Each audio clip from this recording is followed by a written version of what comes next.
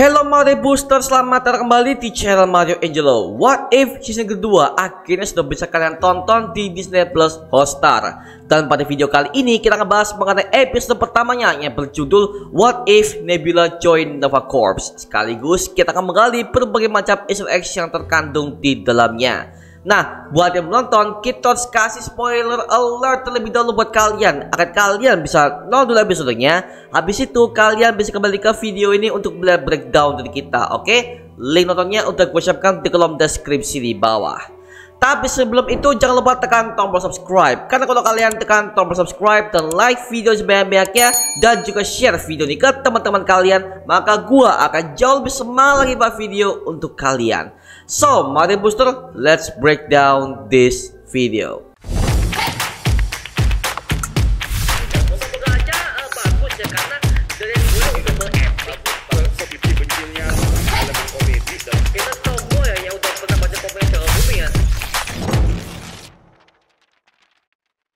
Oke, kita mulai dari opening What If yang kedua ya, yang udah membuka banyak banget adegan baru yang like kita bahas. Di mana sini pertama kalinya The Watcher mulai memperkenalkan berbagai macam karakter yang udah kita kenal di MCU Infinity Saga. Dimulai dari Black Panther, Captain Marvel, Iron Man, Captain America, bahkan Thor dan juga Black Widow, which is mereka itu ada di OG di Avengers ya. Lalu di bagian selanjutnya terlihat ada berbagai macam karakter baru yang akan diperkenalkan sepanjang season kedua ini. Terutama kita bisa melihat di bagian tengahnya ada karakter yang akan menjadi tongkat utama dalam season kedua ini, yaitu Kahori, yang dimana dia akan muncul di episode ke-7 mendatang. Sampai pada akhirnya The Watcher mempersembahkan kisah ini dengan logo What If season kedua yang akan segera memulai kisahnya dalam episode pertama ini yang berjudul What If Nebula Join Nova Corps. Oke, kita semua tahu ya kalau Nebula di MCU selama ini dari zaman-zamannya Infinity Saga, dia adalah anak angkat dari Thanos dan dia merupakan pengikut setianya selama dia menjadi tangan kanan Ronan the Accuser. Lalu tiba-tiba dia bertransformasi menjadi aliansi sejak dari Avengers Infinity War ketika dia pertama kalinya ikut perang melawan Thanos bersama dengan para anggota Avengers. Dan sekarang dia udah menjadi bagian dari anggota Guardians of the Galaxy yang dipercayakan oleh Peter Quill untuk meneruskannya kepada Rocket Raccoon sebagai kapten baru mereka dalam Guardians of the Galaxy volume ketiga. Nah, pada universe alternatif ini dikisahkan kalau Nebula ternyata merupakan mantan dari Black Order, yang dimana dia juga dikhianati oleh Ronan the Accuser ketika Ronan sudah membunuh Thanos sang Mad Titan. Nah, ini tentu aja adalah bagian dari rencana Ronan yang udah pernah diceritakan dalam Guardians of the Galaxy volume pertama. Ketika Ronan yang udah menambahkan orbnya berisi Power Stone, maka dia berencana untuk menguasai seluruh galaksi, termasuk rencananya dalam membunuh Thanos sang Mad Titan. Nah, sejak Nebula udah dikhianati, tiba-tiba Nova Corps menyelamatkannya dan dia mengambil sebuah sumpah bahwa dia akan menjadi prajurit yang setia dan bersedia untuk melindungi seluruh galaksi hingga titik darah penghabisan. Sampai pada akhirnya sesuatu yang buruk terjadi pada Yondu, yang dimana Yondu di sini ditemukan tewas di dalam sebuah gang sempit di kota Sendar. Nah, ternyata terungkap di sini bahwa Nebula dan Yondu di masa lalu mereka itu memiliki keterikatan sebagai aliansi yang kuat. Mengingat Nebula dulu juga adalah mantan anggota Black Order, sekaligus dia itu adalah penjahat ya. Kita tahu bahwa Black Order di MCU mereka itu adalah anak-anak Thanos yang beranggotakan Ebony Maw, Cold Obsidian, Proxima Midnight, dan juga Corvus Glaive, yang kemunculan mereka sudah kita lihat sejak dari Avengers Infinity War. Tapi dalam universe alternatif ini ternyata Nebula juga bagian dari Black Order, yang dimana dia juga ikut memerintah bersama dengan bapaknya dan juga Ronan sendiri ya. Dan literally sepanjang episode pertama ini Gamora tidak ada sama sekali di sini. Nah, kemungkinan Gamora dalam universe alternatif ini dia nggak pernah diadopsi oleh Thanos seperti yang udah pernah dikisahkan dalam Avengers Infinity War, di mana Gamora telah diselamatkan oleh Thanos ketika dia dan pasukannya membantai seluruh keluarga dan planetnya. Dan akhirnya Thanos mengangkat Gamora sebagai anak angkat sekaligus senjatanya dia. Nah, Nebula pun yang curiga akan kematian Yondu, dia pun langsung memeriksa sekitar sebenarnya apa yang sedang terjadi. Nah, dia pun memutar sebuah rekaman yang mengabarkan bahwa Yondu telah memujinya sebagai seorang teman dan juga sebagai seorang pasukan. Nah, ini adalah sebuah Easter egg dengan adegan yang hampir sama dalam film Star Wars Episode 4 A New Hope, ketika Luke Skywalker gak sengaja menemukan rekaman tentang Leia Organa yang meminta siapapun yang menemukan rekaman ini untuk menemukan teman dekatnya, yaitu Obi-Wan Kenobi. Akhirnya Nebula pun pergi ke sebuah bar yang di mana situ ada Howard the Duck yang merupakan pemilik klub tersebut. Dan Nebula meminta bantuan Howard Duck bahwa gimana caranya agar dia bisa menutup Princess Sandar itu, dikarenakan Ronan akan segera menginvasi planet Sandar. Dan Howard pun menjelaskan bahwa satu-satunya cara agar bisa tertutup adalah dengan meretas sistem mainframe Sandar. Setelah itu, Nebula membuat sebuah rencana untuk merekrut seseorang yang pernah menerobos sistem pertahanan Sandar. Maka dari itu, dia akan membutuhkan bantuan dari Yon Rogg, yang dimana dalam universe alternatif ini, Yon Rogg merupakan seorang penyelundup yang pernah menerobos gerbang utama Nova Corps dan juga pernah mencuri berbagai macam arsip penting dan juga data pribadi setiap warganya. Nah, ini berbeda banget dengan Yon Rogg yang kita tahu dalam Captain Marvel, tepatnya dalam MCU Infinity Saga alias di Earth 616, di mana dia sebenarnya adalah komandan bangsa Kree dan dia juga adalah pemimpin Star Force yang pernah ditugaskan untuk menangkap semua bangsa Skrull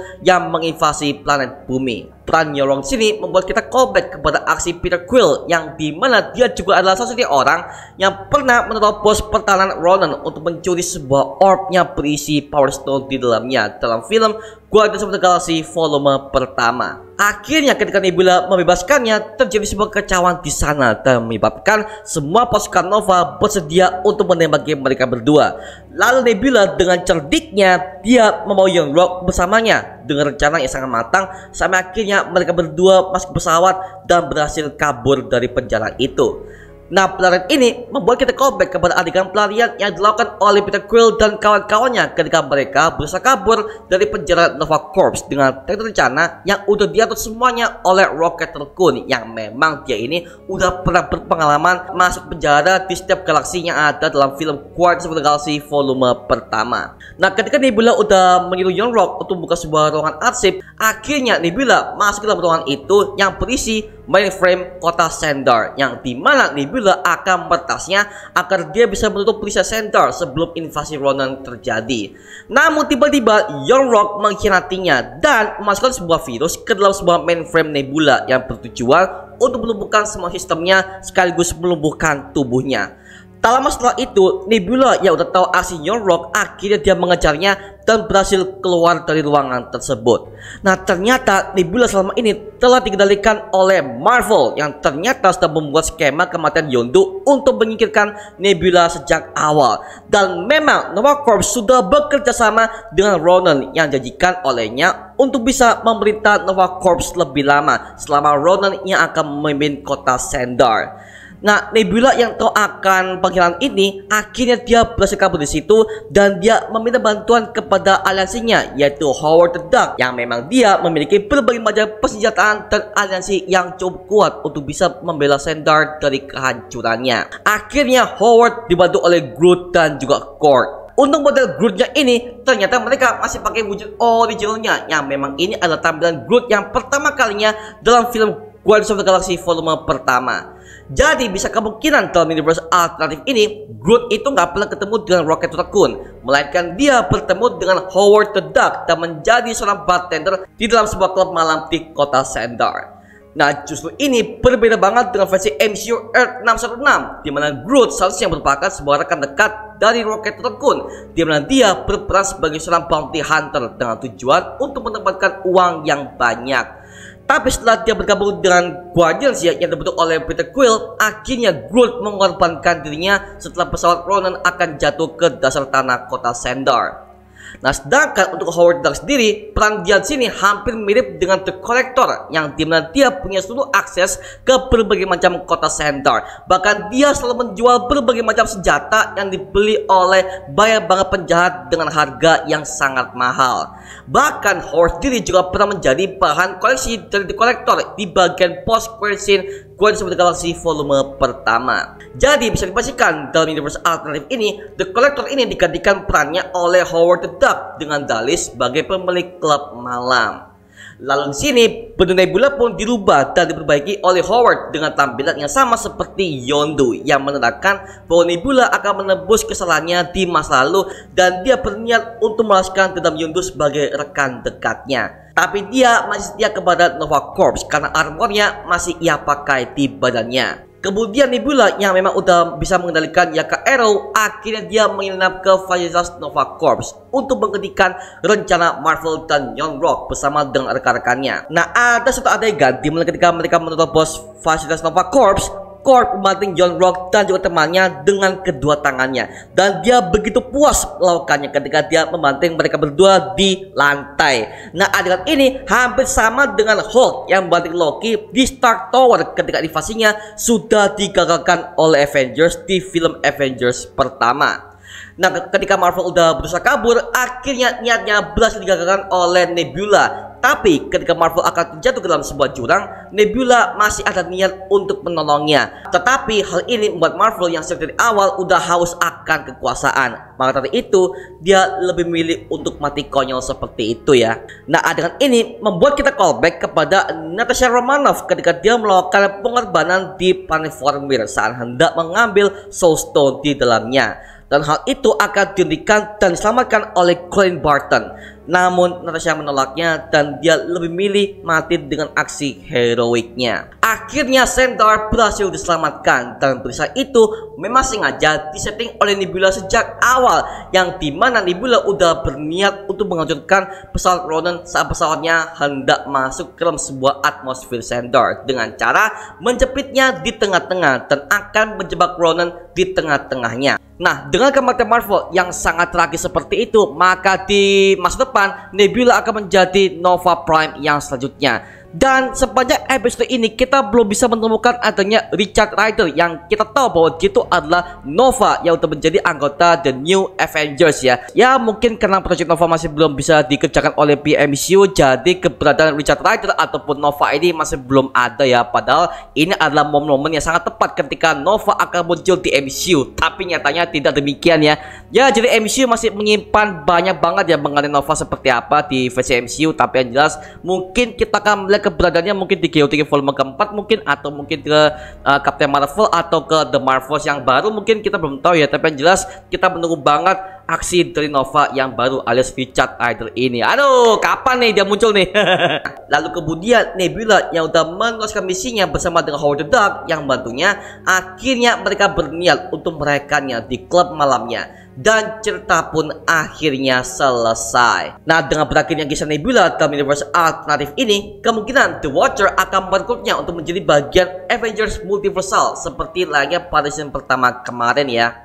Tapi masalahnya kita belum tahu nih ancaman apa yang akan menunggu mereka nanti di episode yang akan mendatang. Apakah Ultron ataupun Thanos lagi, ataupun ada villain lagi yang belum kita tahu. Well, kita masih belum tahu ya, karena ini masih belum ada petunjuk yang jelas mengenai di ending season ini seperti apa. Tapi yang jelas ini semuanya akan terhubung kepada God Loki, yang dimana dia udah menjadi penjaga multiverse yang levelnya udah sama dengan The Watcher ya, seperti itu. Oke, itu cuma mengenai breakdown What If season kedua episode pertama yang sudah kita bahas sampai tuntas ya. Nah, sekarang giliran kalian. Kalau kalian menemukan detail ataupun teori yang gak gue sebutkan di video ini, tulis aja di kolom komentar di bawah dan kita bisa diskusi bareng seperti biasanya, oke? Itu cuma mengenai video kali ini, coba like, komen, dan subscribe untuk mendukung gua buat video mendidik dan menghiburkan semua. Karena gua janji sebisa mungkin gua akan buat video seperti ini lagi untuk kalian. Dan jangan lupa untuk follow semua sosial media kita di Instagram, Twitter, TikTok, bahkan Spotify kita ya. Linknya untuk gue share di kolom deskripsi di bawah. Karena situ kita juga update berbagai macam konten terbaru buat kalian. Dan kalau kalian ingin join bersama kita grup komunitas, langsung aja join di grup WA kita namanya Mario Busur Official. Linknya untuk gue share di kolom deskripsi di bawah. Dan juga terima kasih buat kalian yang telah bergabung ke membership community. Nama gue Marangelo dan sampai ketemu di video berikutnya. Adios semuanya. Woo!